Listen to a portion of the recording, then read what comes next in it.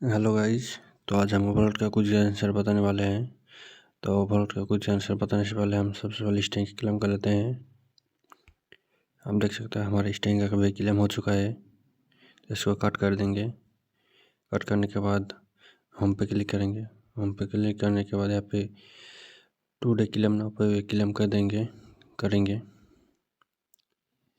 ये भी क्लेम हो चुका है, इसको कट कर देंगे। कट करने के बाद यहाँ पे मैनेज पे क्लिक करेंगे। मैनेज पे क्लिक करने के बाद यहाँ पे डेली क्विज पर क्लिक कर देंगे। डेली क्विज पर क्लिक करने के बाद यहाँ पे स्टार्ट टुडे क्विज पर क्लिक कर देना है।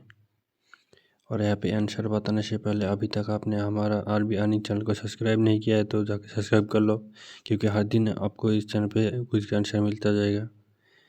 और क्विज का आंसर है स्लैप पेज, यही सही आंसर है।